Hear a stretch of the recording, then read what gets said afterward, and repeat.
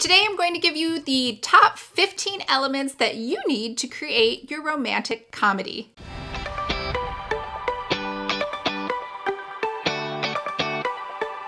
Hi everyone, I'm Lisa, best-selling co-author of the Snow and Her Seven Seals series, and on this channel we talk all about romance writing, especially for newbie and aspiring romance writers. So if this sounds like you or something you might be interested in, make sure to hit the subscribe button below. I post new videos every Monday. I know these are a lot of elements, so don't worry, I created a quick and easy cheat sheet for you. So make sure to download that below. You can print it out. Or what I have done differently this time is I had made it a workbook. So for each of the different elements, you can jot some ideas down, you can type them in your computer, or you can print it out and write it.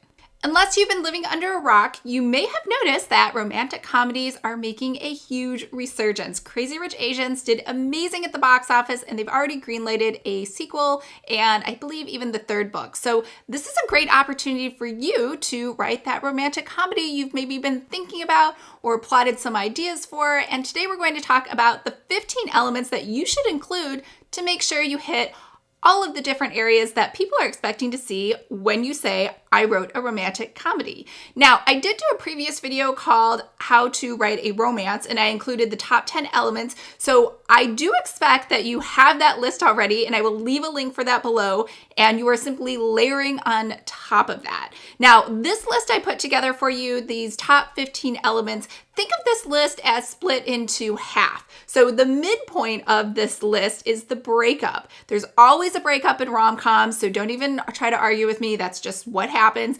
And so you see the first half of the movie where everything is great and we're building up, and then you see the second half post-breakup and what happens then. So in the beginning, you are going to have a false love interest, and that means that your character is going to end up, just like every other story, going through a transformation. They start out one way, they have kind of an epiphany, maybe it's related to the theme of your book, and at the end they come out a different, better version of themselves. Now, this false love interest is not a bad person, it's just someone that is reflective upon the person they currently are before the transformation. So it's who they think they should be with. The values and actions of this person are reflected in their current state of being. Now, the second one is the meet cute, and that is a repeat from the top 10 elements for romance. But the meet cute for this is usually a little different. Sometimes it's opposite attracts. It's the rich person, the poor person. That's a very popular kind of trope. The next part is a bad first date. That is the third element of a romantic comedy. And there are different ways you can make this date go all types of wrong. So just use your imagination there. Now, the fourth one is the kiss. And it doesn't necessarily have to be a kiss. I'm not saying this is an X-rated sort of romantic comedy, but usually there's a kiss, something signifying this is not just a friendship, but we're actually probably a couple and we're definitely moving towards that direction. The fifth element is meeting the family. Now, the family could be someone who is very against this union. It could be someone who is very excited for this union, a catalyst in different ways. Either way, it's a great opportunity to inject some more humor into your novel. The sixth one is kind of what I call the love montage. It's where you see the couple falling in love, great things are happening, little dates, cute gifts, nice gestures, everything is copacetic and moving towards a big I love you, which means we're obviously setting up for a big fail. And the seventh part is usually somebody screws up at this point. Could be the guy, could be the girl, but either way, there's a big blow up, there's a huge fight, and that's followed by number 8, which is the middle of your romantic comedy, which is the breakup. So immediately following the breakup, we have to see how miserable they are post-breakup without each other. There's tubs of ice cream, there's lots of sad love songs, there's an addiction to Netflix, there's calling in sick. So this is life after, and it should be a huge difference from the love montage. So think of this as the breakup montage where everyone's sad and miserable and just not as happy.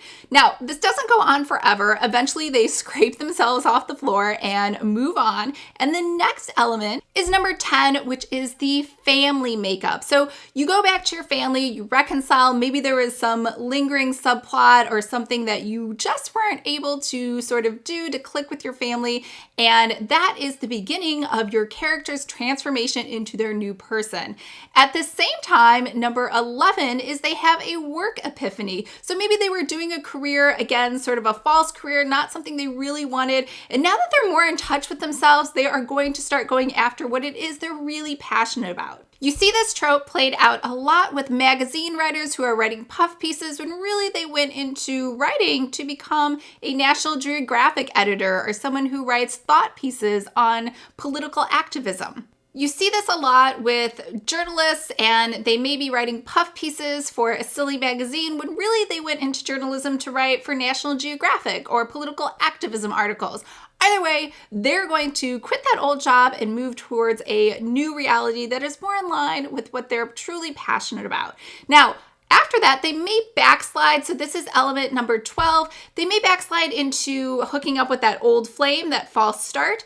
But because they're on the road to transformation, this is really the closure of that old relationship. They might try it out for a second, see if it fits, realize that that's not really what they want, and they have a sort of heart-to-heart with this person or themselves to say, this is really not who I am anymore, and I'm moving on to my new normal. Now, number 13 is a switch in who is pursuing who, because previously, maybe the girl was pursuing the guy, but then the guy made a big screw up, and now we are switching, so the guy is pursuing the girl. He realizes now that his career is back on track, his family's back on track, and he knows what he wants to do with his love life, she's the one for him, or vice versa. Number 14 is a big gesture apology. Think about Say Anything, where he held the boombox up, or Trainwreck, where she did a dance with all of the New York Knicks cheerleaders. It's something that proves that your love is so strong and so amazing that you're willing to do something crazy and take a chance and possibly embarrass yourself just to prove to this person how much you love them. Number 15 is we get to see them back together and happy, because you do need to see that resolution afterwards. That's what your audience has been waiting for, and that's what they deserve. Now, bonus element, typically within romantic comedies, there is a makeover montage. Now, this could happen sometimes in the beginning, right before the breakup, as they're dating. It could happen afterwards as they're cleaning themselves up. Or I think when I was growing up, I saw the movie Grease, and she did it at the very end to sort of show him that that was her big gesture. It was a big makeover. So don't have to have it, but it is something nice to add to your story if it fits into your storyline and plot. All right, so let's recap, and I am going to cheat and look at my notes. Remember, we had 15 elements, and I gave you a bonus 16th one, and these were all split up with before the breakup and post breakup. So the first one is the false love interest. The second one is the meet cute. The third one is the bad first date. The fourth one is the kiss. The fifth one is meeting the family. The sixth one is the love montage. And the seventh is the big fight where somebody does something bad. And the eighth is the breakup. Now, after that, we have number 9, which is life afterwards, which is a breakup montage showing everybody sad, possibly eating a lot of ice cream. And then we have number 10, which is she's going to fix her family. And then number 11, she's going to fix her career. And number 12, she might backslide and go back to her false love interest, but she's seen the light and she's going to transform and close that off. Now, number 13 is there's a reversal of who's chasing who. So if it was the woman in the beginning, now it's the man, or vice versa. And number 14 is the huge gesture apology, the big show of love. And number 15, we get to see them in their new normal, living together happily ever after, or maybe just happily for now. And bonus element was a makeover. All right, I hope that was helpful in helping you to plot out your romantic comedy. Make sure to download that checklist workbook combo below. It has all 15 elements and space for you to write your notes. Now, if I left anything out, please make sure to let us all know below in the comments. All right, I hope everyone's having a fabulous day, and I will see you guys next Monday. Bye.